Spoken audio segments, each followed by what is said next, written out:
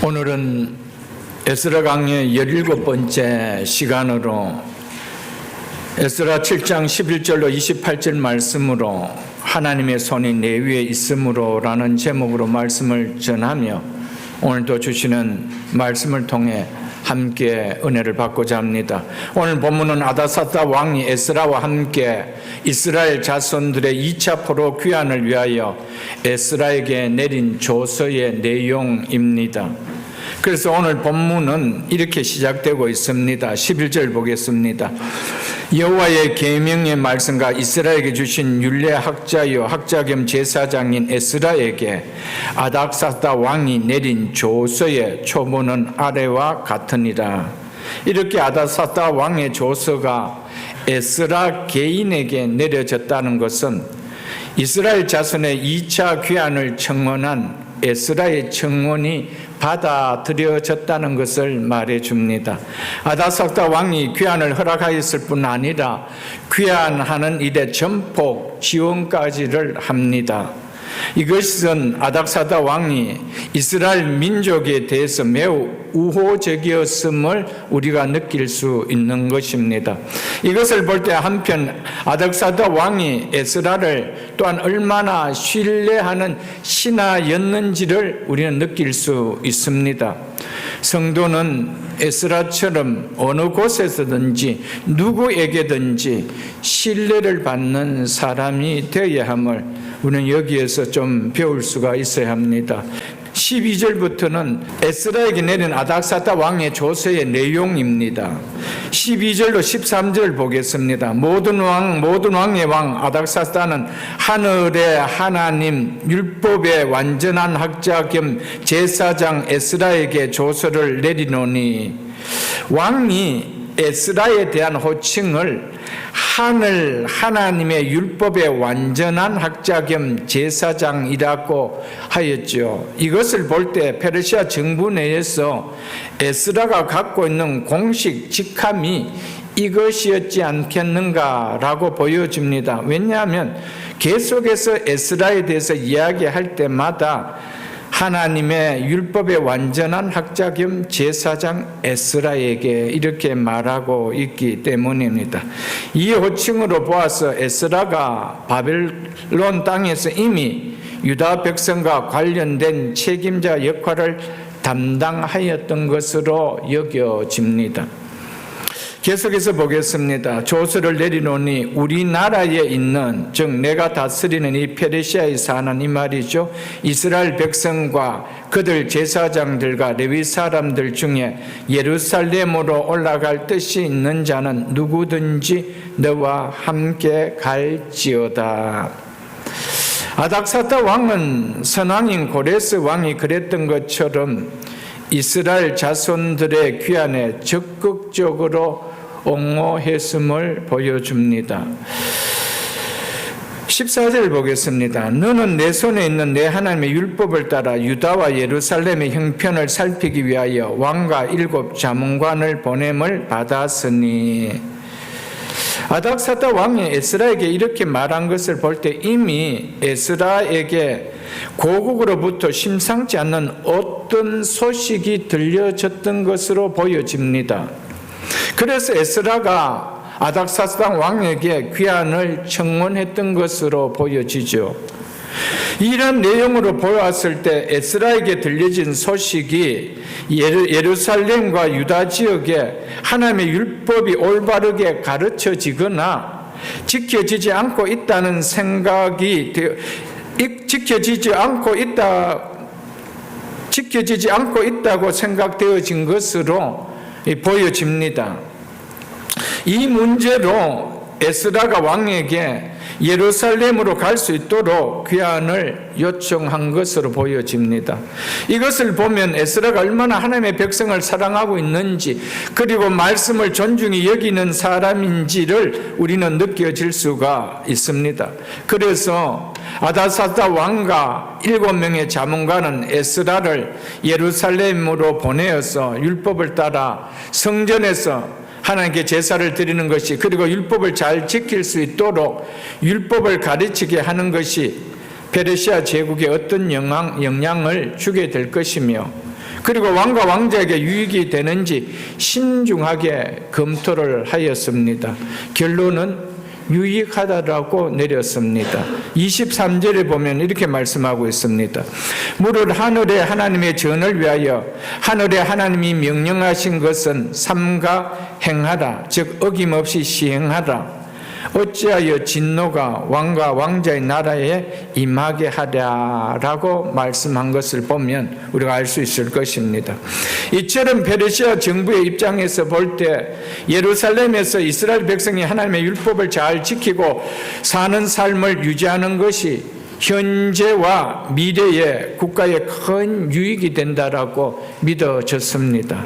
그래서 아다사다 왕이 자문관들과 논의한 후에 에스라의 요청을 받아들이고는 예루살렘 유다 지역에서 하나님의 율법을 잘 지킬 수 있도록 율법의 완전한 학자요 제사장인 에스라를 보내기로 한 것이었습니다. 이것은 하나님께서 아닥사다 왕과 자문관들의 마음을 간섭지 않았다라면 이런 일이 일어날 수는 절대 없습니다. 불가능한 일이었습니다. 또 한편으로 생각해 본다면 아닥사다 왕이 왕실에서 자라면서 에스더의 영향을 안 받았다라고 말할 수 없을 것입니다. 그래서 아닥사다 왕이 이런 마음을 가질 수 있었을 것입니다. 아닥사다 왕은 분명 와스디가 아니면 에스더의 아들일 것이기 때문입니다.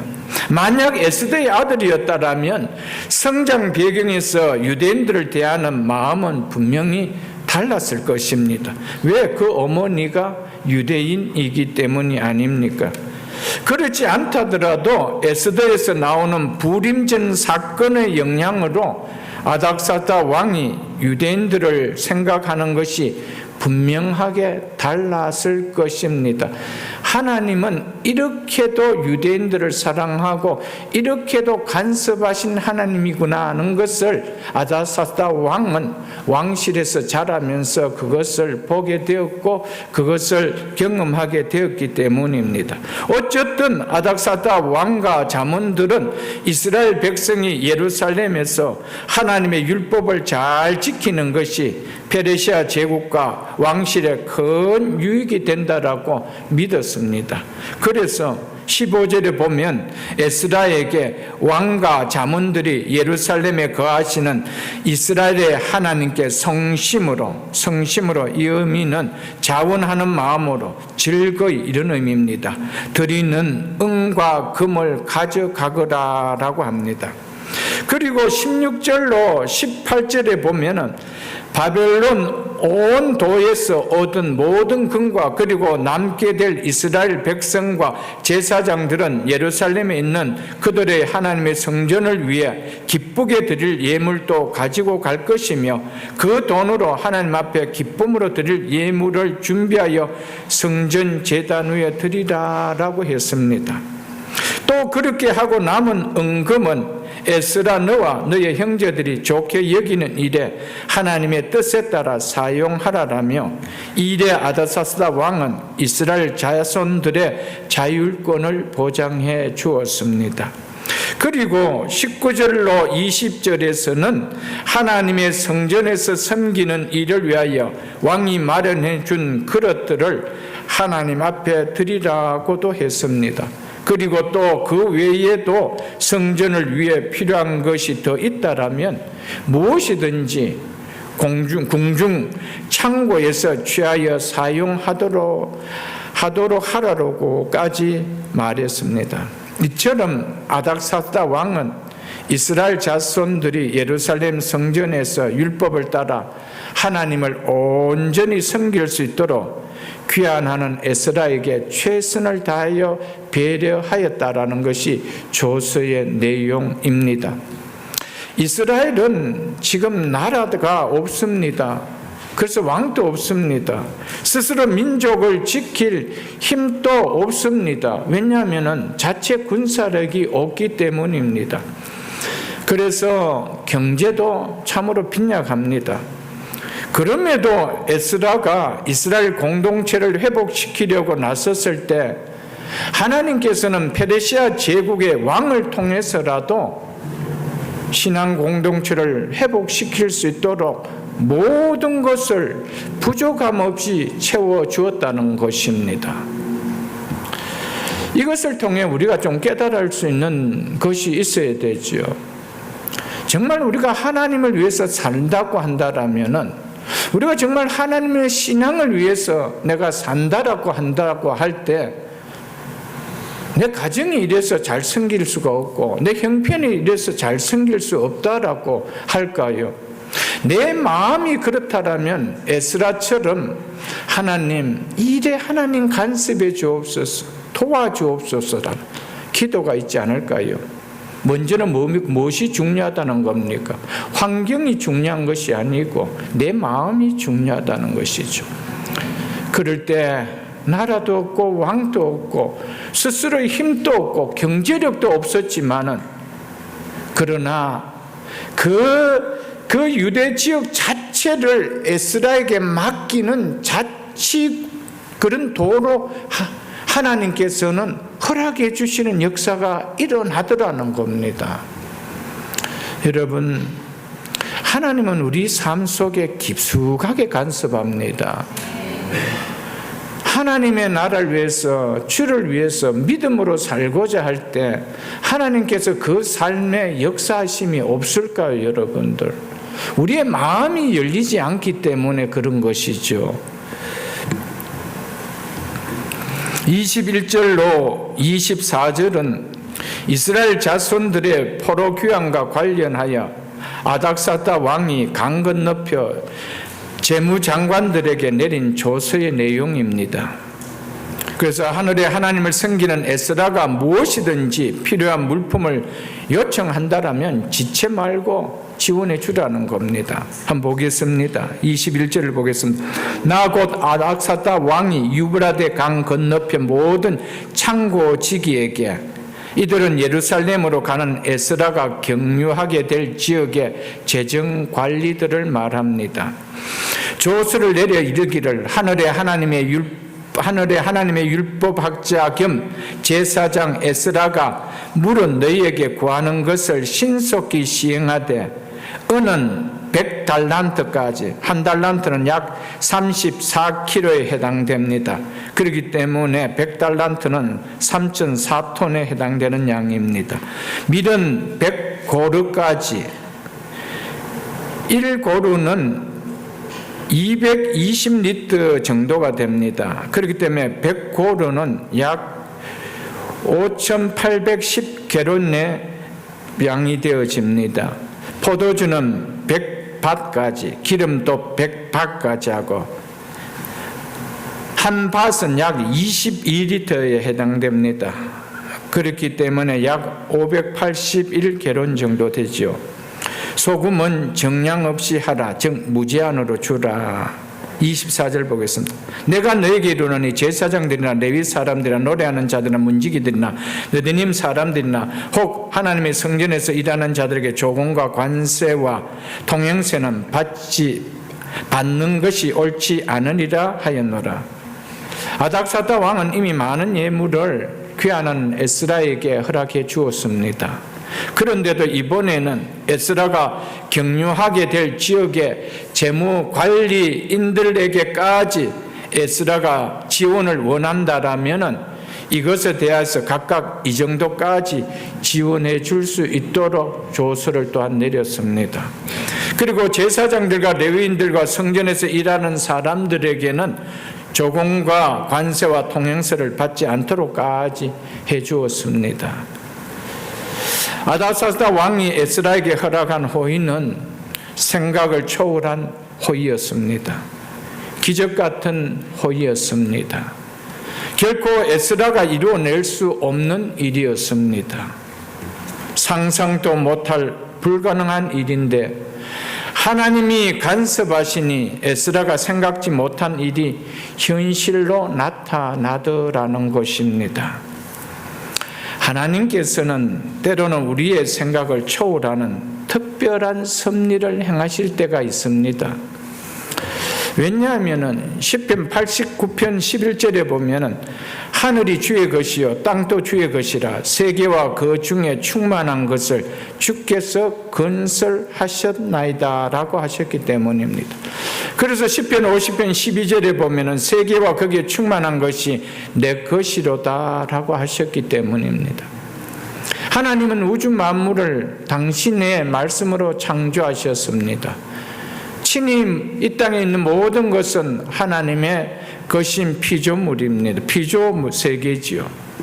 그래서 하나님은 당신의 뜻을 이루기 위해서 당신이 만들어 놓으신 모든 것들을 얼마든지 사용하실 수 있는 분이라는 것입니다. 그래서 하나님이 원하시면 믿지 않는 자들을 사용하셔서라도 하나님은 당신의 택하신 자들의 필요를 채워줄 수 있는 분이라는 것을 오늘 말씀을 통하여 우리에게 보여주고 있습니다.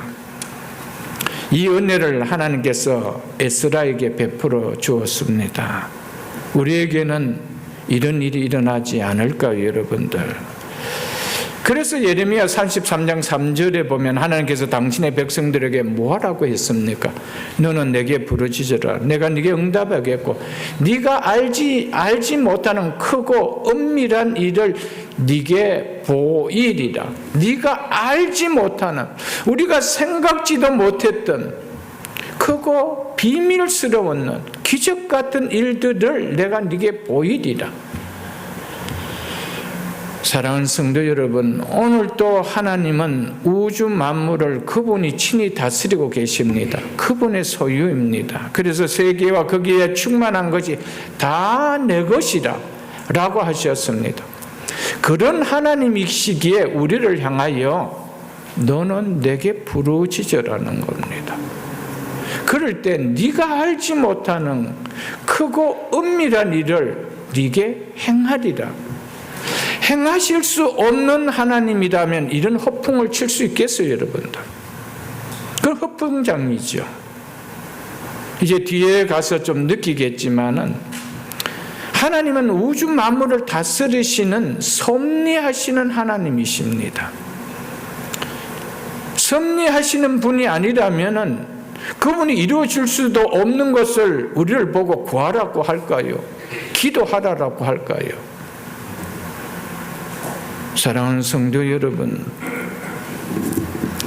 하나님이 어떤 분이신 것을 지식이 아니기를 축복합니다.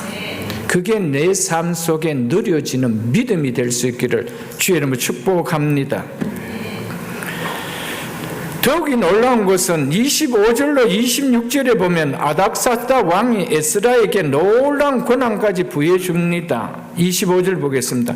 에스라여, 너는 내 손에 있는, 즉 네가 소유하고 있는 네 하나님의 지혜를 따라 네 하나님의 율법을 아는 자를 법관과 재판관을 삼아 강 건너편 모든 백성을, 여기서 강 건너편 모든 백성이라는 것은 유다 지역의 이스라엘 백성을 가리키는 것으로 보면 되겠습니다. 재판하게 하고 율법을 아는 자를 법관과 재판관으로 삼으라 하신 것은 재판만큼은 어떻게 이루어져야 한다는 것입니까? 공의로워야 한다. 공의롭게 이루어져야 한다. 그것이 율법이 가르치고 있잖아요. 율법은 공의를 이야기합니다. 그래서 법관과 재판관만큼은 공의롭게 이루어질 수 있도록 율법을 아는 자들로 세워라, 이렇게 이야기하고 있습니다. 그 중에 알지 못하는 자는, 즉 율법을 알지 못하는 자는 너희가 가르치라. 물론 내 하나님의 명령과, 내 하나님의 명령이 뭡니까? 율법이죠. 율법과 왕의 명령을 준행하지 않는 자는 속히 그 죄를 정하여 혹 죽이거나 귀양을 보내거나 가선을 몰수하거나 옥에 가둘진다 하였더라. 이처럼 아닥사스다 왕이 에스라에게 유다 지역을 권한하여 법관과 국한시켜서 법관과 재판관을 임명하는 사법권을 주었습니다. 하나님의 율법을 모르는 자에게는 율법을 가르칠 수 있도록까지 권한을 주었습니다. 아닥사스다 왕은 에스라에게 하나님의 율법을 아는 자를 법관과 재판관을 삼아, 다른 성경에 보면 이 법관을 행정관이라 이렇게 번역했습니다. 행정관과 재판관을 삼아 백성을 재판하라고 명하면 하나님의 율법을 통치와 재판의 기준으로 삼아야 한다라는 것을 말합니다. 하나님의 율법이 통치와 재판의 근거가 되게 하라고 하신 것이었습니다. 만일 그곳에서 살아가면서 하나님의 율법에 기록된 내용을 알지 못하는 자가 있다라면 그들에게 하나님의 율법을 가르치라고까지 말하고 있습니다. 이는 한마디로 아닥사다 왕이 귀환한 이스라엘 자손들이 사는 유다 지역을 페르시아 제국 내에서 특별 자치구로 허용했다는 말과 같은 말입니다. 거기에서만 통용될 수 있는 또 하나의 법을 하나님께서 이렇게 아닥사스다 왕이 에스라에게 권한을 위임해 주셨습니다. 위임해 준 것이죠. 특별 자치구다. 너가 마음껏 거기에서 율법을 가르치고 율법대로 재판을 행하며 통치를 하도록 하라. 그렇게 이야기를 한 것이었습니다. 어느 정도까지 합니까? 그 지역에 살면서 하나님의 율법과 페르시아 왕의 명령을 준행하지 않는 자가 있다라면 이 정도의 엄벌까지 내리도록 하라라고 했습니다. 이 정도로 아닥사다 왕은 유다 지역에서 에스라를 간섭할 사람이 없도록 확실하게 울타리가 되어 주었습니다. 조치를 해 주었다는 것입니다. 이는 에스라가 어떤 방해도 받음 없이 마음껏 말씀을 전하며 가르칠 수 있도록 해 주었다 이 말입니다. 그래서 말씀을 통한 개혁이 이스라엘 공동체 안에서 일어날 수 있도록 하나님께서는 이렇게까지 역사해 주셨다는 것입니다. 이것은 어떤 상황에서도 하나님의 뜻은 무너지지 않고 이루어진다라는 것을 하나님께서 손수 보여주고 있는 것입니다. 이 말씀 속에서 우리가 한 가지 깨닫고 교훈을 받고 적용해야 될 것이 있다면 뭡니까? 정말 믿음으로 살려고 애쓰고 힘쓴다라면 우리의 방해 세력을 하나님 막아주신다는 겁니다. 우리는 그 세력이 무서워서 겁이 나서 우리가 접근하지 못하고 늘 고양이 앞에 쥐처럼 그렇게 죽어 지내는 것이지, 정말 하나님 앞에 내가 에스더처럼 죽으면 죽으리라 라고 한다라면 하나님께서 하만을 막아준 것처럼 막아주지 않을까요? 이 정도로 하나님 울타리를 쳐주십니다. 니를 방해할 자가 없다. 니를 방해할 자가 없다. 네가 마음껏 율법을 가르쳐라. 여러분, 우리가 믿음으로 살려고 할 마음이 없어서 믿음으로 살지 못하는 것이지, 하나님의 능력이 없어서 우리를 믿음으로 살지 못하게 한다는 것을 오늘 본문 말씀을 통해 좀 깨달을 수 있어야 됩니다. 그래서 우리가 늘 간구할 것은 믿음 없음을 용서해 주옵소서.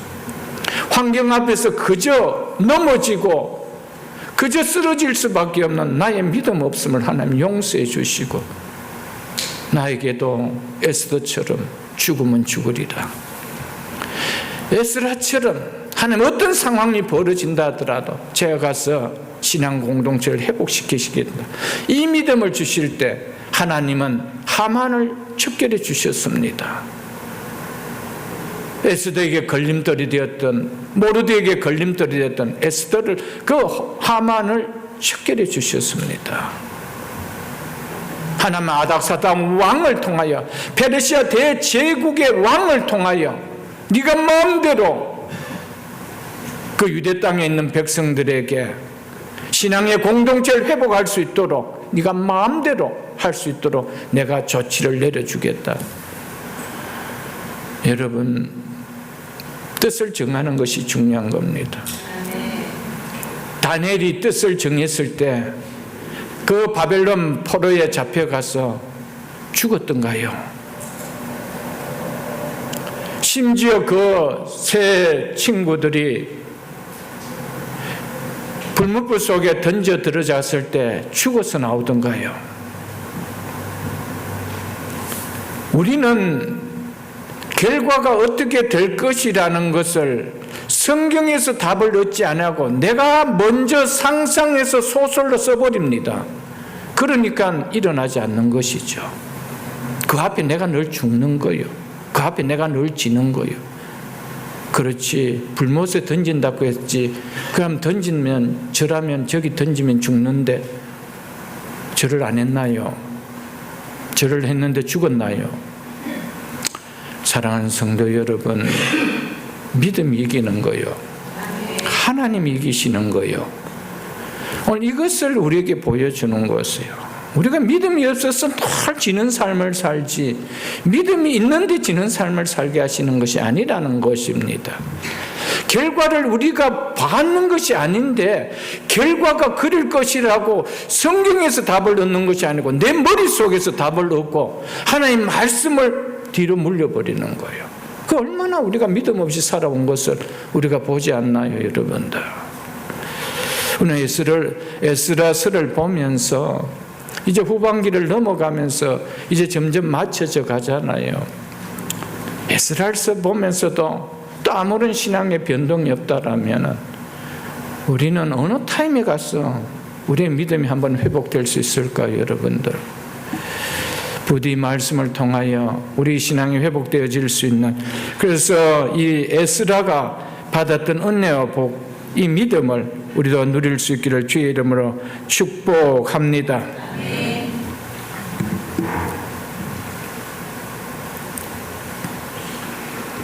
여기 보면은 내 하나님의 지혜를 따라 이 말씀하고 있죠. 하나님의 지혜가 고스란히 담겨 있는 것이 뭘까요? 그게 하나님의 말씀입니다. 그 하나님의 말씀을 따라 이렇게 행하라라고 하고 있습니다. 사랑하는 성도 여러분, 나의 지혜가 하나님의 지혜보다 더 지혜로울까요? 하나님의 지혜가 나의 지혜보다 더 지혜로울까요? 묻지 않아도 답이 나올 것입니다. 그런데 답은 아는데 믿음은 답을 따라가지 못해요. 그게 항상 우리의 삶의 문제로 발생한다는 것이죠. 내 지혜가 지혜로울까요? 하나님의 지혜가 지혜로울까요? 하나님 지혜는 고스란히 하나님 말씀 속에 고스란히 다 담겨 있어요. 그래서 네 손에, 즉 네가 소유하고 있는 네 하나님의 지혜를 따라. 여러분의 손에 에스라가 가지고 있는 하나님의 지혜를 갖고 계십니까? 아니면 내 지혜만 갖고 계십니까? 여러분은 여러분의 지혜를 따라 살아가십니까? 하나님의 지혜를 따라 살아가십니까? 네 손에 있는 하나님의 지혜를 따라. 아닥사스다 왕이 봐서라도, 이방 나라의 제국의 왕이 봤는데도 에스라는 하나님의 지혜를 가지고 있는 자다. 그래서 그 지혜를 따라 사는 자구나, 이걸 봤다는 거예요. 그래서 그 손에 무엇이 있다는 것을 알았다는 것이죠. 세상 사람들이, 믿지 않는 우리의 가까운 가족들이 나를 볼 때, 아니면 이웃들이, 친구들이 나를 볼 때 쟤는 무엇을 따라 산다라고 말할 수 있을까요? 제 손에는 무엇이 있더라, 무엇을 가지고 있더라, 이런 말이 나올 거예요. 온통 세상 생각밖에 없더라. 쟤는 교회 다니는데 생각은 온통 우리하고 똑같아. 그런 말이 나와야 될까요? 쟤는 우리하고 달라. 아이 키우는 방법도 달라. 가정관도 달라. 비즈니스 하는 방법도 달라. 이 말이 나와야 된다는 것이죠. 우리 손에 뭐를 가지고 있습니까? 내 인생 속에는 뭘 담고 있습니까? 내 가정 속에는 뭘 담고 있습니까? 하나님의 지혜를 담을 수 있기를 주님 축복합니다. 이런 인생 될 때 하나님이 거기에 부어주시는 은혜가 넘친다는 것을 기억할 수 있기를 주의 이름으로 축복합니다. 27절로부터 시작하여 계속되는 9장까지는 에스라의 관점에서 이어져 가는 이야기 내용들입니다. 그래서 이 부분을 에스라의 회고라고 불립니다. 에스라의 회고라고 불리는 27절은 이렇게 시작되고 있습니다. 우리 조상들의 하나님 여호와를 송축할지로다. 그가 하나님이 말이죠. 하나님이 왕의 마음에 예루살렘 여호와의 성전을 아름답게 할 뜻을 두시고 뜻을 뭐 했다는 걸 주셨다 이 말입니다. 에스라는 이스라엘 공동체의 재건을 위하여 아닥사스다 왕이 물질적으로, 행정적으로, 또 사법적으로 모든 영역을 아울러 놀랍도록 지원을 약속해 주셨기 때문에 하나님 여호와를 높이 송축하지 아니할 수가 없다라며 우리 조상의 하나님 여호와를 송축할지로다라고 했습니다. 에스라는 모든 것이 하나님의 선한 손의 도우심에 따라 결과임을 알았기에 외적으로 나타난 그의 모든 현실의 배후에 역사의 주관자이신 하나님의 섭리가 있음을 에스라는 알았기 때문에 페르시아 왕 아닥사스다 왕을 높이며 감사하기에 보다 앞서 하나님을 먼저 송축했다라고 말하고 있습니다. 에스라가 하나님을 송축하면서 나의 하나님 여호와라고 부르지 않고 있습니다. 우리 조상들의 하나님 여호와라고 불렀습니다. 왜 이렇게 불렀을까요? 얼마든지 나의 하나님 여호와를 송축할지로다 이렇게 할 수가 있을 텐데 우리 조상들의 하나님 여호와를 송축할지어다 라고 이렇게 이야기했습니다. 이는 아닥사다 왕의 조수가 바로 하나님께서 조상들에게 주신 약속을 성취하는 하나의 과정임을 에스라가 깨달았기 때문입니다. 하나님께서 아브라함을 택하시고 부르신 이래 그의 후손들을 당신의 백성들로 삼아 보호하시겠다는 언약을 계속적으로 해주셨습니다. 그래서 이스라엘 공동체가 이방 세력에 의해서 멸망을 당하는 이후에도 다시 회복시켜 주실 것을 선지자를 통하여 거듭거듭 말씀해 주셨습니다.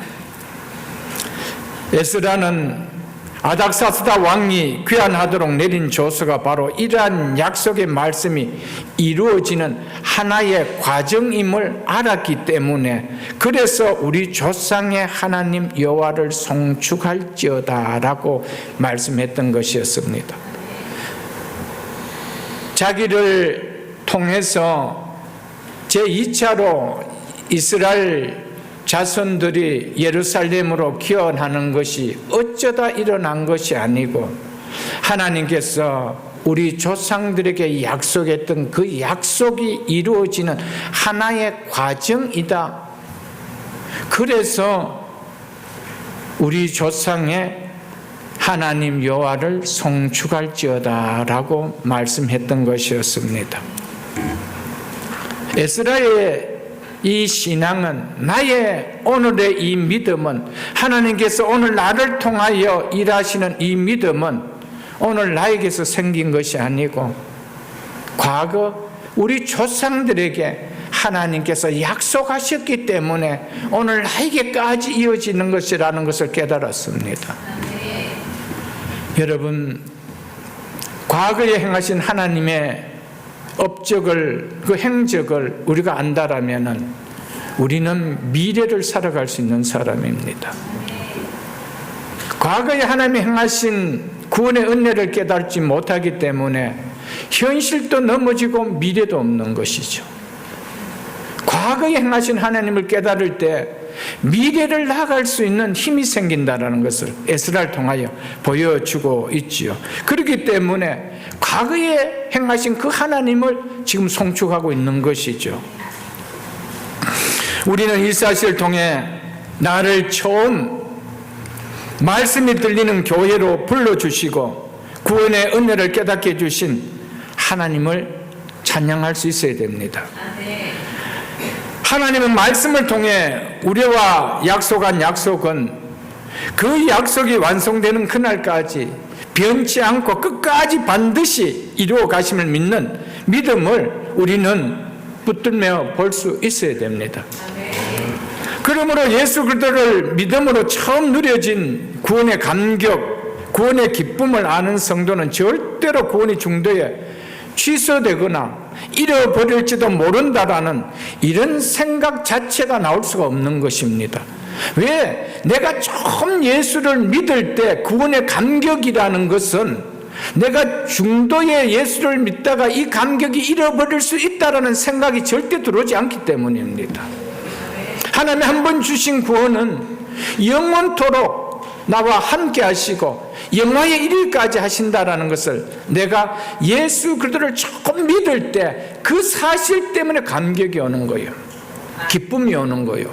그래서 그것을 맛본 사람은 중도에 내가 이렇게 신앙생활하는데 내 구원이 정말 끝까지 갈 수 있을까? 이런 생각 자체가 들 수 없다는 것이죠. 그런 생각을 든다는 것은 처음 믿을 때의 구원의 감격이 누려짐이 진짜 없었기 때문에 그런 거예요. 우리가 왜 예수 믿을 때 구원 때문에 감격이 생겼습니까? 그 기쁨이 생겼습니까? 이것이 중간에도 이룰 수 있기 때문에 그랬습니까? 아니잖아요. 내가 설령 믿음이 없다 하더라도 처음 이 고백은 절대로 무너지지 않고 한번 하나님께서 나를 구원해 주실 때 그 믿는 순간에 사망에서 생명으로 옮겨졌다라는 이 감격이 있는 거예요.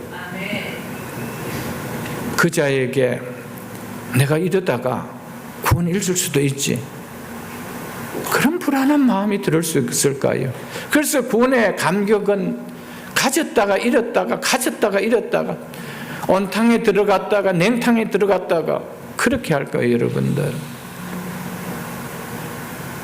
여러분 구원의 첫 출발, 이 구원의 첫 출발의 감격을 가진 사람은요 하나님을 찬양합니다. 어떤 상황 속에서도 어떤 형편 속에서도 이 정도 예수 믿었으면 내가 됐지, 믿어보니 별것 아니네, 이런 생각 자체가 들어올 수가 없는 것이 구원이 가져다 주는 그 감격과 기쁨 때문이에요. 이게 출발이 되어야 된다는 것이죠. 이 에스라가 하나님을 찬양할 수 있었던 것은 어디에서 찬양할 수 있습니까? 아브라함까지 올라가는 거예요. 아브라함이 약속을 하셨기에,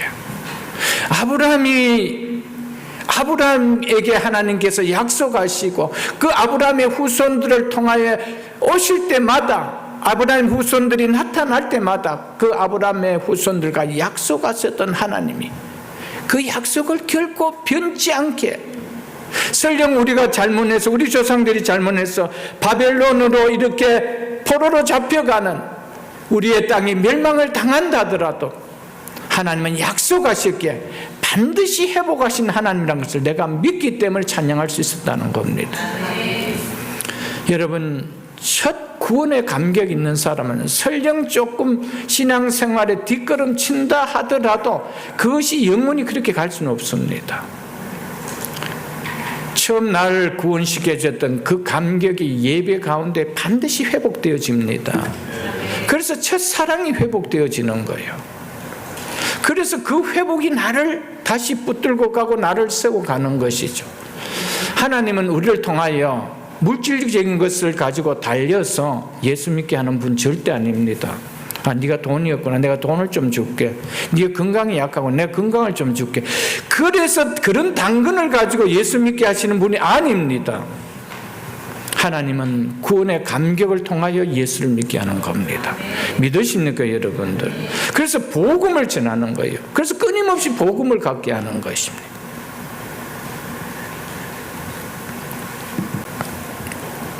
그러면서 에스라는, 하나님을 송축한 에스라는 하나님께서 자신을 비롯해서 이스라엘 자손들을 예루살렘으로 귀하신 목적이 여호와의 성전을 아름답게 하기 위함이라고 귀환의 목적을 분명하게 말을 합니다.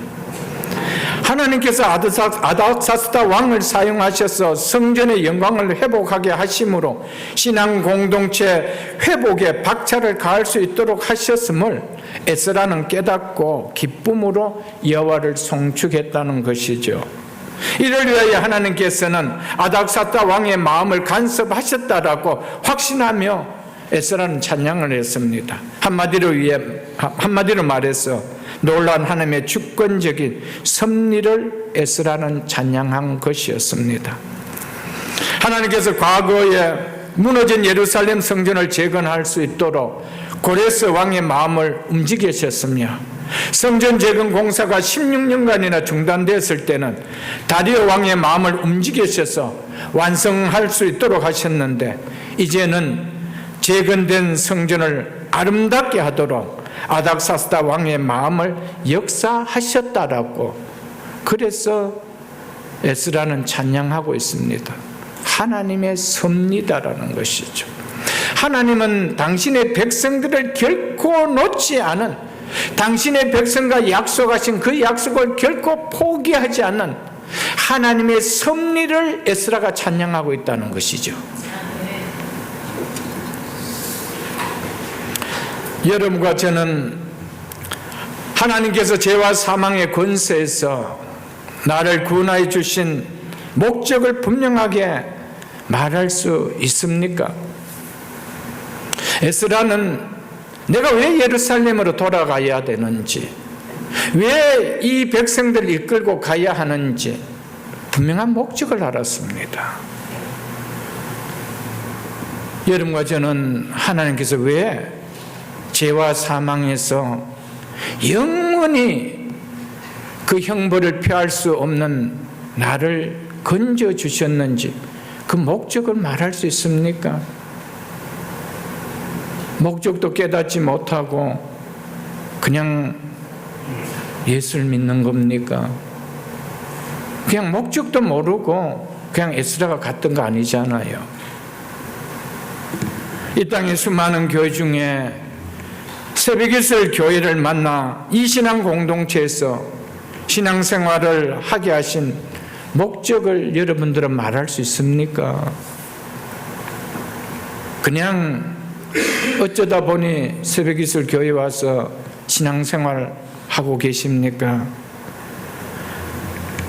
신앙생활의 목적을 아는 사람은 어떤 상황 속에서도 흔들리지 않습니다. 세상 사람들도 살아가면서 자신의 인생에 뚜렷한 목적이 있는 사람은 어떠한 환경이 온다고 해서 넘어지지 않습니다. 오뚜기처럼 일어섭니다. 그러나 목적이 없는 사람은 무너지면 그냥 끝이죠. 실패하면 끝이죠. 그러나 인생에 목적이 있는 사람은 재수, 삼수, 사수를 해도 이 목적을 내가 이루겠다라고 공부합니다. 그러나 목적이 없는 사람은 대충 이 정도 되면 해봤으니까 다른 거 한번 해보자. 그렇지 하지 않습니다, 여러분. 하물며 세상도 그런데 이 세상에서 정말 가장 귀한 구원의 은혜를 받은 이 복을 누린 자가 구원을 가지고 살아가는 신앙생활에 목적이 없다고요. 목적도 없이 하나님 우리를 구원해 주셨을까요? 목적도 없이 하나님 교회를 불러주셨을까요? 그러니까 신앙생활 속에서 어떤 환경이 오면 늘 요동치는 것이죠. 스윙하는 것이요. 그네 타는 것이죠. 목적이 없어서 내가 왜 교회를 다녀야 되는지, 왜 신앙생활을 해야 되는지, 하나님 왜 나를 구원해 주셨고 우리 가정을 왜 믿음의 가정으로 세워주셨는지 목적이 없는 거예요. 하나님께서 왜 우리 가정 속에 자녀들을 선물로 주셨는지 목적이 없는 거예요. 여러분들, 목적이 있는 자는 흔들리지 않습니다. 목적 있는 어떤 상황 속에서 그 믿음이 흔들리지 않습니다. 그 나가는 신앙생활이 요동치지 않는다는 이 말입니다. 에스라는 2차 귀환이 성공적으로 이루어질 수 있었음을 자신의 지도력 때문이 아니고 여호와의 성전을 아름답게 할 뜻을 두신 하나님의 도우심 때문이라고 고백하면 하나님을 송축합니다. 정말 하나님의 뜻을 알고 신앙생활을 해나가는 사람은 하나님께서 내 인생 속에 어떠한 축복을 주셔도 내가 잘해서 이런 복을 누렸다, 이런 고백이 나오지 않습니다. 하나님은 이 뜻을 이루라고 하나님은 우리 가정 속에 이런 물질의 복도 주시고 이런 학문의 복도 주셨다는 것이 깨달아져요. 에스라는 절대로 자기가 지도력이 있어서 결과를 이렇게 만들어냈다라고 하고 있지 않습니다. 내가 아닥사타 왕과 신임이 이렇게 두터웠기 때문에 이런 결과를 가졌다 왔다라고 하면서 자기 공로를 내세우지 않았습니다. 왜요? 내가 여기에 오게 하신 목적이 무엇인지 알았기 때문입니다. 우리 신앙생활의 목적을 분명하게 아는 사람은 하나님께서 우리에게 주시는 물질의 복이든 건강의 복이든 자녀의 복이든 배움의 복이든 어떠한 복이 있다 할지라도 그것을 내세우지 않습니다. 이 뜻을 위하여 사용하라고 주신 것이구나, 이걸 고백하게 되죠, 여러분. 그러나 신앙생활의 뜻을 모르는 사람은 조금이라도 어떤 내가 생각지 못했던 그런 어떤 복들이 누려지면은 내가 잘났어, 내가 열심히 했어, 이번에 운이 좋았어, 그래서 어떡하잔 말입니까? 이걸 가지고 누리자는 것이죠. 누구를 위하여? 나와 우리 가족을 위해서. 거기는 하나님 뜻도 없습니다. 하나님을 위한 것은 아무것도 없습니다. 오직 내가 잘했기 때문에, 내가 열심히 살았기 때문에. 그럴까요, 여러분들?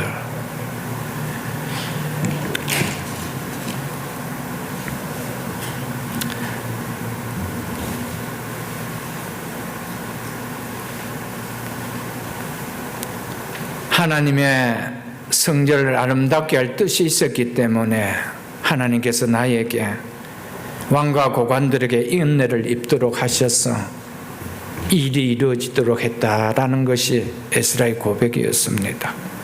성도 여러분, 하나님께서 나를 이곳에 보내시면 새벽이슬 공동체를 아름답게 할 뜻을 두셨기 때문임을 믿습니까? 이 믿음이 있어야 됩니다.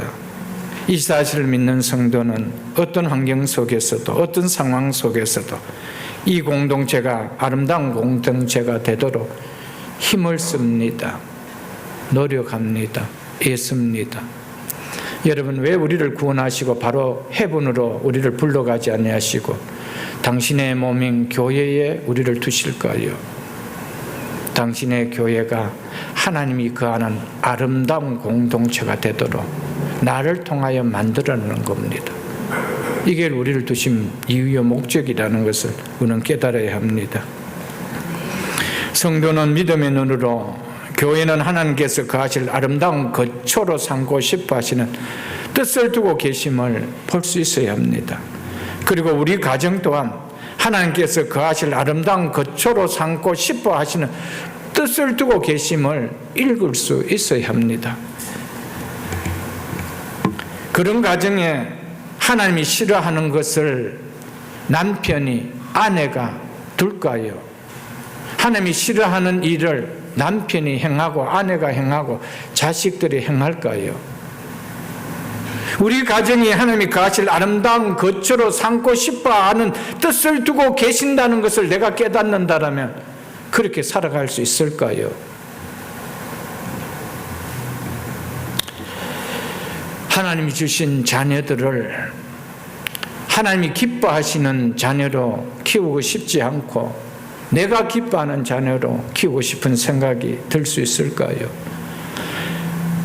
그렇기 때문에 우리가 신앙생활을 해도 신앙생활의 이유와 목적을 깨닫지 못하기 때문에 교회는 다니는 크리스찬인은 일 줄 모르겠지만은 하나님과의 뜻을 깨닫고 살아가는 크리스찬은 아니라는 것이죠. 정말 하나님께서 우리가 생활하고 있는 이 신앙 공동체에 하나님이 거하실 아름다운 거처로 삼고 싶은 곳이라고, 거기에 뜻을 두고 계시는 곳이 이곳이라고 생각한다라면 아무렇게나 신앙생활해도 괜찮은 교회로 만들고 싶겠어요, 여러분들? 하나님이 싫어하는 그런 것을 교회 안에서 행할 수가 있겠어요, 여러분들?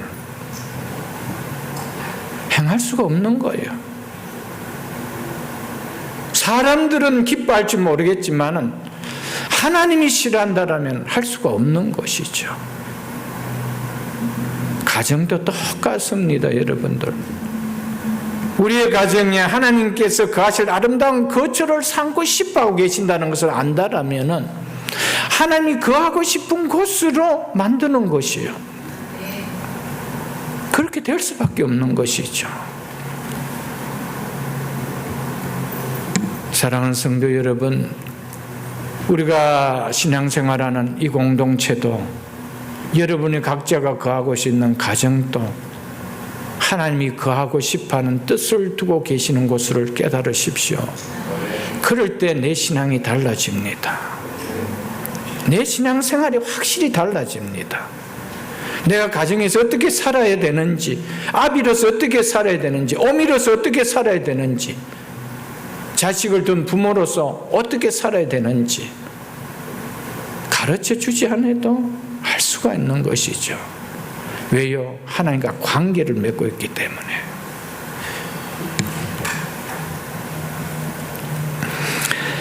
하나님께서는 이미 60년 전에 당신의 전적인 섭리로 예루살렘 성전을 완공하셨는데, 그 성전을 다시 아름답게 하시기를 원한다는 것은 또 무슨 의미일까요? 그 성전을 아름답게 할 뜻을 내가 두고 싶다라는 것은 무슨 의미일까요? 외형적으로 아름답게 꾸미라는 말이 아닌 것을 우리는 알 것입니다. 하나님께서 원하신 성전의 아름다움은 신실한 믿음으로 하나님께 예배하는 자들이 그 전에 채워지는 것을 말합니다. 하나님을 사랑하고 하나님을 경외하는 성도들이 예배 자리에 채워지는 것을 하나님이 원하고 계시는 것을 말합니다. 60년 전에 예루살렘 성전은 참으로 어려운 환경과 상황 가운데 완성되었습니다. 하나님께서 이 성전을 세우고자 할 때 성전을 아름답게 할 뜻을 두시고 그렇게 행하셨습니다. 그런데 성전이 완공되고 시간이 흘러가자 귀함케 하신 하나님의 은혜에 대한 감격들이 그들에게서 서서히 사라져 갔습니다. 은혜의 감격이 메말라 가는데 이들이 모여드리는 예배는 어땠겠습니까? 한마디로 감사도 기쁨도 없는 형식만 남은 예배 드림이 되어버렸습니다. 마치 솔로몬 성전이 무너지기 직전의 시대의 신앙 상황과 다를 바가 없었습니다. 예배에 대한 진정성이 없었습니다. 말씀을 듣는 것도 형식이었습니다. 그래서 말씀을 들었지만 순종함이 없었습니다.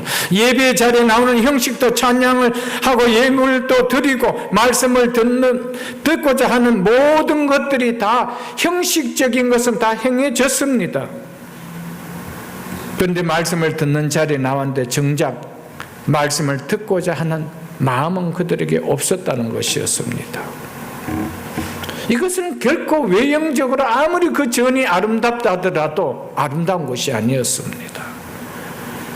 그래서 에스라는 나를 보내신 것은 여호와 하나님의 성전을 아름답게 하시고자 그 뜻을 두시고자 보냈다라는 것을 깨달았다는 것이죠. 그래서 이 공동체를 말씀으로 개혁시켜야 된다는 겁니다.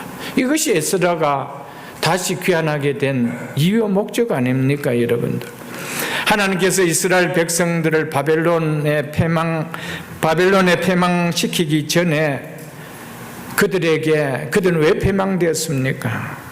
성전이 없었습니까? 아닙니다. 외관상 화려한 솔로몬 성전이 있었습니다. 그러면 그들이 그 전에 제사가 없었습니까? 아닙니다. 이사야 1장 11절에 보면 무수한 제물을 드렸다라고 얘기하고 있습니다. 아모스 4장 4절에 보면은 아침마다 희생 제물을 드리고 3일마다 11절을 드렸다고 했습니다. 그런데 왜 성전이 무너지고 예루살렘이 폐망되었습니까? 그들의 중심에, 그들의 마음에 하나님이 없었기 때문이었습니다. 마음에 하나님이 없는데 외형적인 성전이 무슨 의미가 있는 거죠? 마음에 하나님이 없는데 하나님이 없는 전에 나와서 하나님께 제물 드린다는 것이 하나님 받을 수 있는 제물이 아니라는 것이죠. 그래서 너희가 드리는 그 제물에 내가 뭐 했다고 질려버렸다 그랬습니다. 그래서 하나님은 이 성전을 닫아버려라 그랬습니다.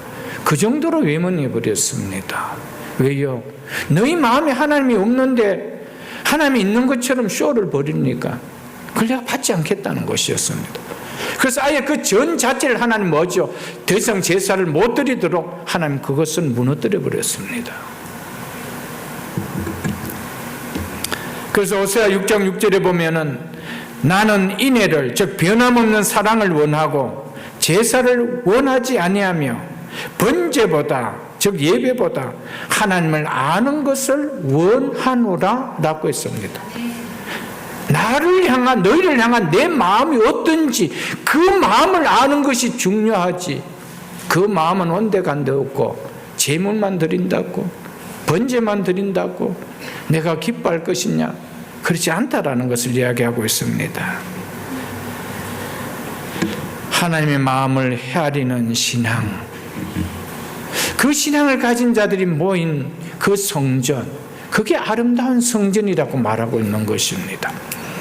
그래서 에스라를 향해서 그 성전을 회복하라는 거예요. 그런 성전이 될 수 있도록 회복하라는 것이죠.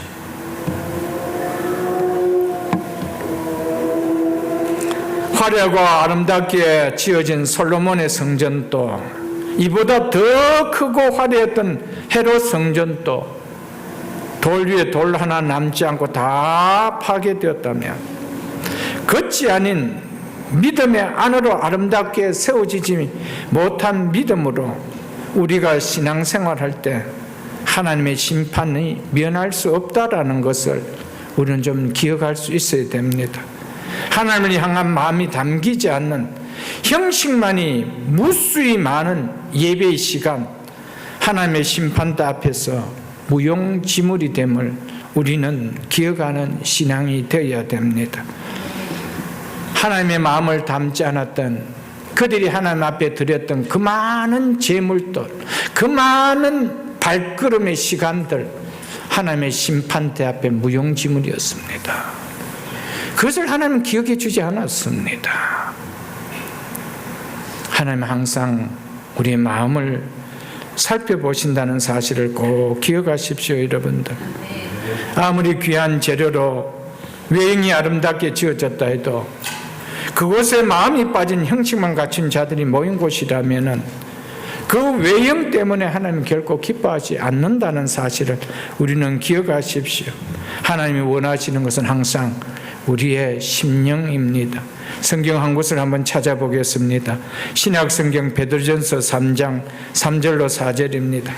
신약성경 베드로전서 3장 3절로 4절입니다. 신약성경 380쪽입니다. 신약성경 380쪽.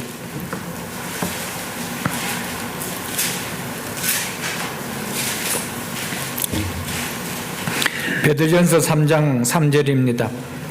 너희의 단정은 머리를 꾸미고 금을 차고 아름다운 옷을 입는 외모로 하지 말고 오직 마음에 숨은 사람을, 속 사람을 이야기합니다. 내면의 자아를 이야기합니다. 온유하고 안정한 심령에 썩지 않을 것으로 하라. 이처럼 하나님은 외적인 것이 아니라 내적인 단정함을 더 원하신다는 사실. 그렇다고 교회에 올 때 머리를 막 풀어당기고 그렇게 오라는 말이 아닙니다. 깨끗하게 꾸미고 와야 됩니다. 그러나 그 이전에 더 내적인 단정함을 우선 두라 이 말입니다.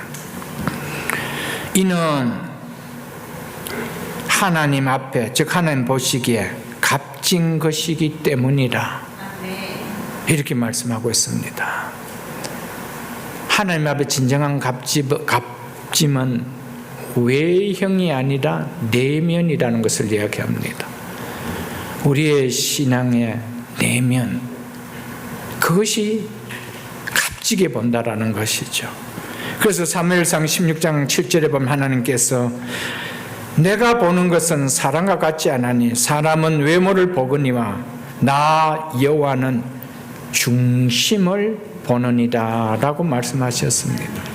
사람은 외모로 볼 줄 모르겠지만은 나 여호와는 중심을 보신다라고 이야기하고 있습니다. 그래서 그리스도인들은 외적인 것의 꾸밈보다 내적인 것을 꾸미려고 더 힘쓰고 애써야 됩니다. 우리가 한번 살아온 시간을 한번 돌아보십시오. 내적인 것에 투자하는 시간, 내적인 것을 더 하나님 앞에 다듬고 아름답게 세우려고 했는 그 시간과 물질에 비하면 외적인 것을 아름답게 다듬고 꾸미려고 하는데 시간과 물질을 더 많이 투자했다라고 볼 수 없지는 않겠습니까, 여러분들? 물론 사람마다 다르겠죠. 우리가 외적인 것에 관심 있는 만큼 하나님은 중심을 보신다고, 하나님께서는 값지게 여긴다고 하신 그 중심을 가꾸는 데는, 내면을 가꾸는 데는 얼마나 시간을 보냈느냐는 거예요. 얼마나 내 인생에 투자를 들였느냐는 거예요. 한번 우리의 삶을 돌아볼 수 있기를 축복합니다. 새벽예술교회는 외형만 아름다운 교회로 인식되는 교회가 되어서는 안 됩니다. 교회에 모인 성도들을 인해서 하나님 보시기에 아름다운 교회라, 값진 교회라, 그렇게 불려질 수 있는 교회가 될 수 있기를 주의 이름으로 축복합니다. 7장은 이렇게 마칩니다. 28절을 이렇게 마칩니다. 28절 보겠습니다. 또 나로 왕과 그의 보좌관들 앞과 왕의 권세 있는 모든 방백들 앞에서 은혜를 얻게 하셨도다. 내 하나님 여호와의 손이 내 위에 있으므로 내가 힘을 얻어 이스라엘 중 우두머리들을, 이 지도자들을 표현한 말입니다, 모아 나와 함께 올라오게 하였노라. 이렇게 이제 7장을 마치죠. 에스라는 아닥사스다의 조서를 받고 아닥사스다 왕의 놀랄 만큼의 큰 배려로 인한 자신과 이스라엘 자손들의 2차 귀환이 이루어질 수 있는 것을 한마디로 말해서 하나님의 놀라운 섭리의 결과였다라고 고백하고 있는 것입니다. 이것이 28절의 내용이죠. 에스라는 자신이 왕과 권세 있는 모든 고관들에게 이렇게 놀라운 큰 은택을 받을 수 있었던 것은 하나님께서 그들에게 은혜를 입도록 해 주셨기 때문에 가능했다라고 고백하고 있는 것입니다. 에스라는 이 모든 일이 가능하게 된 원인은 인간적인 요인에서 찾지 않았습니다. 하나님의 은혜의 결과였다라고 하나님께로 돌리고 있는 것을 볼 수가 있습니다. 신앙생활은 모든 삶의 결론은 하나님께로 돌리는 겁니다. 내가 취할 수 있는 것은 아무것도 없습니다. 다 하나님께로 돌립니다. 그래서 하나님께 감사하죠. 이 한 주간에 살았던 것도 내 힘으로 살았던 것이 아니고 하나님의 은혜로 살았기 때문에 하나님께 감사하는 거 아니에요, 여러분들? 우리의 모든 삶이 그렇습니다. 나로 왕과 왕의 권세 있는 모든 방백의 앞에서 은혜를 얻게 하셨도다. 나로 왕 앞에서 은혜를 얻게 하셨도다. 나로 권세 있는 고관들 앞에서 은혜를 얻게 하셨도다. 이게 너무 중요한 말입니다. 하나님께서 한 인생을 들어 축복하실 때 능력 있는 사람들에게 은혜를 입히게 하십니다. 그래서 축복이 이루어지게 하십니다. 그러므로 우리는 우리 인생을 위해서는 물론이지만은 특별히 하나님이 선물로 주신 우리 자녀들을 위하여 이런 은혜가 입혀질 수 있도록 기도해야 됩니다. 지가 똑똑하니까 잘 되겠지. 아니요. 커 나가려면은 월등하게 능력 있는 사람에게 은혜가 입혀져야 돼요. 그래야 눈에 들어오는 거예요. 그래야 보이는 거예요. 그래야 발굴시켜주는 거예요. 수많은 사람이 있는데, 그만한 실력자들이 수만 명 있는데 하나님의 은혜가 입혀져야 된다는 거예요. 그래서 이 에스라가 뭐라고 이야기합니까? 이 사람들에게 나로 하여금 은혜를 입게 하셨기 때문에 이 결과가 왔다라는 거예요. 이건 너무 중요한 이야기입니다. 이건 너무너무 중요하죠. 저도 제 인생 가운데 제가 미국 오면서 하나님 앞에 기도했던 것이 있었습니다. 정말 가장 큰 기도였습니다. 왜냐하면 아무도 아는 사람이라고 아무도 없었기 때문이었습니다. 겨우 아는 사람이라고는 인터넷을 통하여 내가 이제 가야 될 그 교회 담임 목사님 아는 것 외에는 한 명도 아는 사람이 없었습니다. 그것도 인터넷을 통하여 주고받고 내용하다 알았지 한 번도 나하고는 아는 사람이 아니었습니다. 기도하는 것은 하나님 앞에 이거 한 가지였어요. 하나님, 만남의 복을 주옵소서. 저는 이 기도를 한 번도 놓치지 않았습니다. 지금도 기도하고 있고 우리 자녀들을 위하여 기도하는 것 중에 제일 큰 기도가 하나님 저들의 인생에 만남의 복을 주옵소서.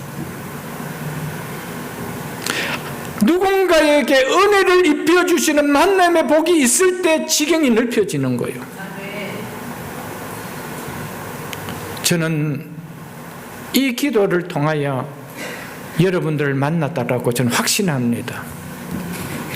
이런 귀한 성도를 하나님 만나게 해주신 거 저의 하나님 앞에 매달렸던 기도였습니다. 우리 인생 속에서 내 한계를 뛰어넘는 지경을 넓히려면은 나와는 비교되지 않는 능력자에게 은혜를 입어야 되는 거예요. 그렇지 않고는 불가능한 겁니다. 이게 사회입니다. 그런데 내 실력으로 잘 키워보겠다고요. 제가 이 학교만 나오면 잘 될 거라고요. 이 기술만 가지면 잘 될 거라고요. 수주는 사람이 없는데, 부르는 사람이 없는데.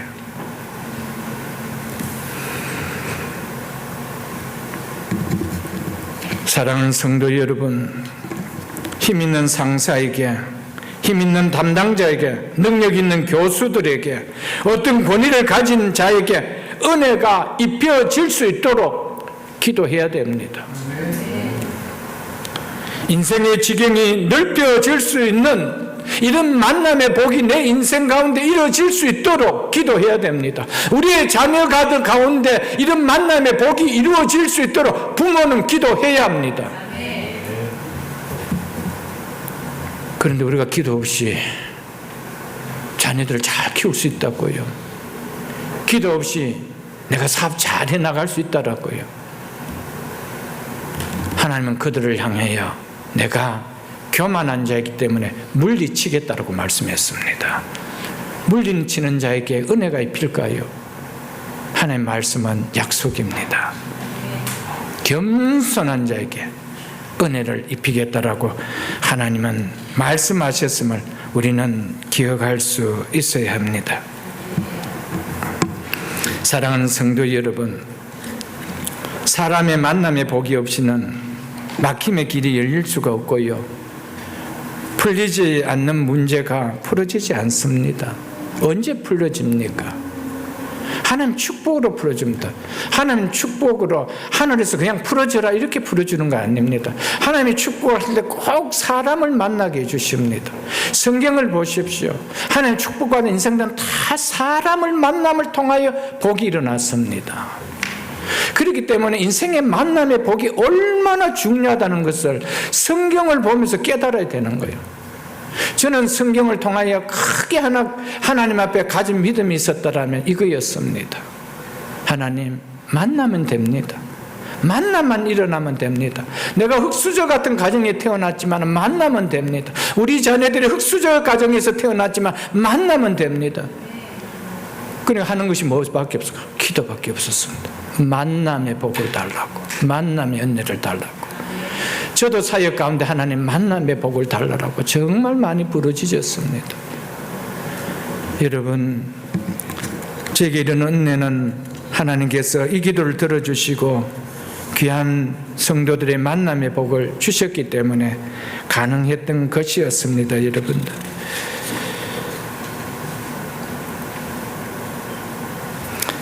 에스라에게 은혜를 얻게 하시니까 바벨론 지역에서 예루살렘으로 돌아오는 길이 열려버렸습니다. 귀환하는데 걱정하지 않도록 재정이 들어오더라는 거예요. 에스라에게 은혜를 입히니까 마음대로 자기가 원하는 뜻대로 사역하는 길이 열리더라는 거예요. 하나님은 누군가를 축복하실 때 사람을 붙여주셔요. 여러분, 이거는 정말 복 중에 복이라는 것을 꼭 깨달으십시오. 여러분들,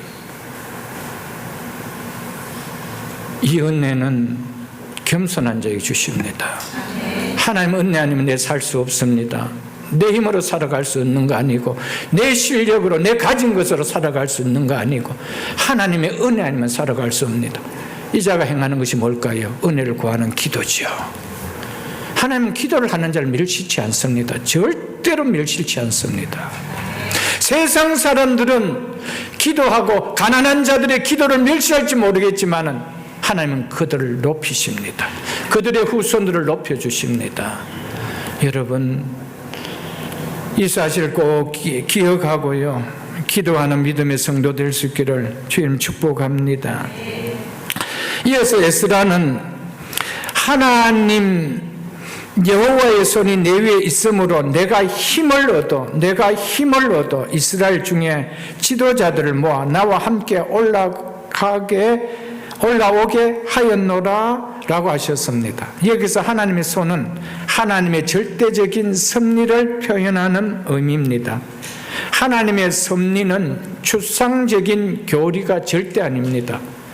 하나님의 섭리는 하나님을 찬양하게 하는, 성도로 하여금 하나님을 찬양하게 하는 절대적인 이유입니다.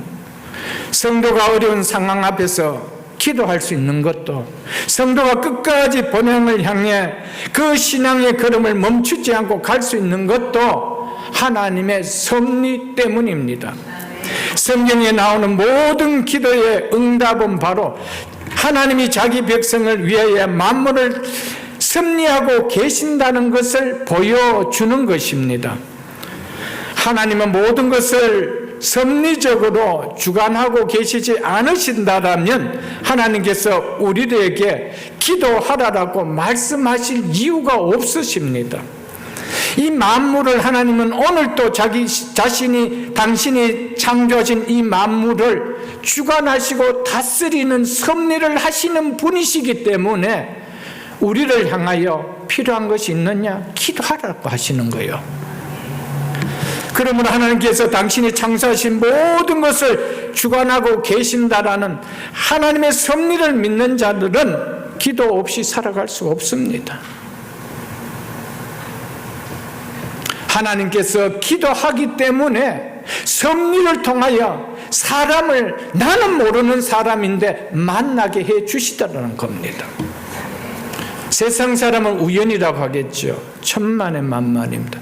하나님은 공중나는 새 한 마리도 그분의 손 안에 있다고 했습니다. 우리의 머리털까지 세신 바 되신 하나님이십니다. 하나님은 누구를 만나야 네 인생이 피인다라는 것이, 네 문제가 피인다는 것을 하나님 모르실까요? 이 만물은 누구의 손 안에 있습니까? 하나님의 손 안에 있고요, 오늘도 하나님의 운행 가운데 계신다는 것을 믿어야 되죠. 그 믿는 사람은요, 반드시 기도가 나옵니다. 기도가 안 나올 수가 없는 것이죠. 신앙생활은 언제나 눈에 보이는 문제들을 넘어서 눈에 보이지 않는 하나님이 이끌어 가시는 섭리를 바라보면서 하는 것입니다. 내가 지금의 상황은 이렇지만은 하나님은 내 가정을 믿음의 가정으로 두신 이유가 있다라는 거예요. 우리의 가정을 미국 땅에 오게 하신 이유가 있다라는 것이죠. 지금의 이 현실을 보는 것이 아니요, 이 현실 넘어 나를 오게 하시고 나를 이 가정에 두게 하시고 이 직장을 두게 하신 하나님의 섭리를 바라보는 거예요. 그게 신앙생활입니다. 그래서 성도에게는 환난 중에서도 기뻐할 수 있는 거예요. 환난 중에서도 감사가 나오고 환난 중에서도 기도가 나올 수 있다는 겁니다.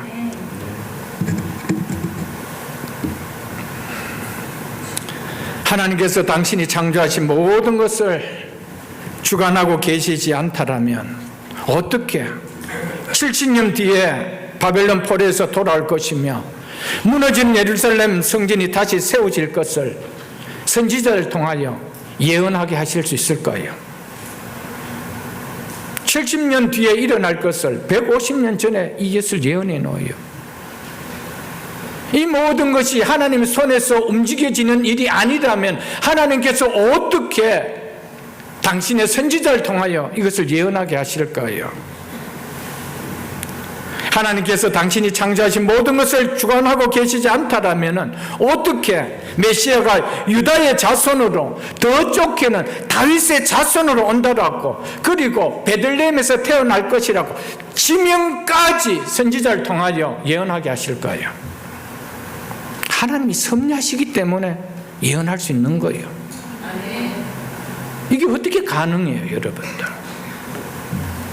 하나님께서 당신이 창조하신 모든 것을 주관하고 계시지 않다라면은 어떻게 한 명도 자식이 없는 아브라함에게 하늘의 별과 같이 많은 후손을 네게 주겠다라고 하나님이 그렇게 말씀하실 수가 있을까요? 그리고 생명을 더 이상 잉태할 수 없는 99세 된 아브라함에게 내년 이맘때 네 아내 사라가 아들을 안을 것이다, 이것을 예언할 수 있을까요? 하나님의 섭리하고 계시지 않는다라면, 하나님이 이 우주 만물을 섭리하고 계시지 않는다라면 자식을 낳을 수 없는 아브라함에게 내년 이맘때 네 아내 사라가 아들을 낳을 것이라 이 이야기를 어떻게 할 수 있느냐는 거예요. 그래서 우리 보고 기도하라는 거예요. 그래서 우리 보고 기도하라는 거예요. 여러분 한번 생각해 보십시오. 하나님께서 만물을 다스리고 주관하시는 섭리하신 하나님이 아니라면 어떻게 놓아보고 산꼭대기에 올라가 방주를 지으라고 이야기하겠어요? 그런 허풍을 칠 수가 있겠어요, 여러분들? 하나님은 우주 만물을 다스릴 수 있는 분이기 때문에 얼마든지 저 산꼭대기까지 내가 물이 차게 할 거라는 거예요. 왜요? 하늘도 땅도 내가 창조했기 때문에. 그 말씀 그대로 이루어지지 않았나요, 여러분들? 하나님께서 모든 것을 다스리지 않는다라면 하나님은 말씀하실 수도 없고 예언하실 수가 없는 것입니다. 하나님께서 예언한다라는 것은 하나님 만물을 다스리고 주관하고 계시는 섭리자인 것을 우리에게 말씀해 주고 있습니다. 그렇기 때문에 하나님이 섭리를 믿는 성도가 맞다라면 기도가 안 나온다는 것 자체가 이상한 일이라는 것이죠. 그 자체가 너무 이상하다는 것이죠. 여러분, 하나님의 기도하심에 응답이 없었다면 2000년 기독교 역사 속에 교회가 존재할 수 있었을까요? 없었습니다. 여러분, 하나님 앞에 기도하십시오. 특별히 하나님의 섭리는 하나님의 백성 때문에 존재하는 거예요. 하나님의 백성이 없다라면 하나님은 섭리하실 이유가 없으십니다. 궁극적으로 하나님이 이 땅을 섭리해 가시는 것은 뭡니까? 하나님의 백성들을 이끌어 가시기 위하고 하나님의 뜻이 백성들을 위하여 세워지기 위한 것입니다. 그런데 하나님 백성인 우리가 기도 없이 신앙생활을 한다는 것은 하나님을 믿지만 가장 중요한 핵심을 놓치고 신앙생활을 하고 있는 것이죠. 그래서 너희가 얻지 못하면 구하지 아니었다라고 분명히 야고보서 1장에서 말씀하고 있잖아요. 너희가 얻지 못하면 구하지 않았기 때문이라. 하나님의 섭리를 믿으십시오. 그래서 에스라는 8장 1절에 보면은 8장 거기 21절에 보면은 금식함, 출발하기 전에 금식하며 기도했다라고 했습니다. 하나님의 손길이 있어야 이 길을 온다는 것을 알았기 때문이었습니다. 말씀을 맺겠습니다. 에스라는 내 하나님 여호와의 손이 내 위에 있으므로 내가 힘을 얻어 이 결과를 얻어낼 수 있었다라고 고백했습니다. 사랑하는 성도 여러분, 하나님의 손이 내 인생 가운데, 내 삶 가운데, 내 가정 가운데, 내 자녀들 가운데 임할 때 힘을 얻습니다. 믿으십니까 여러분? 움츠러 살지 않습니다. 절망 가운데 있다 하더라도 결코 움츠러 살지 않습니다. 독수리 날개층 같은 새 힘을 주십니다. 힘을 얻게 하십니다. 그 인생은 다릅니다. 그 삶은 다릅니다. 그 가정은 다를 것이며 그 자녀들은 다를 것입니다. 하나님의 손이 내 위에 있으므로 하나님께 쓰임받는 인생이 되지, 내 힘이, 내 지혜가, 내 성실이 내 위에 있으므로 하나님께 쓰임받는 인생은 아무것도 없다는 사실을 기억하시고, 하나님 손이 내 위에 있으므로 내 인생이, 내 가정이, 내 이 새벽이슬 공동체가 하나님 나라를 위해 아름답게 만들어지고 세워지는 새벽이슬 모든 교회 성도들 다 될 수 있기를 주의 이름으로 축복합니다.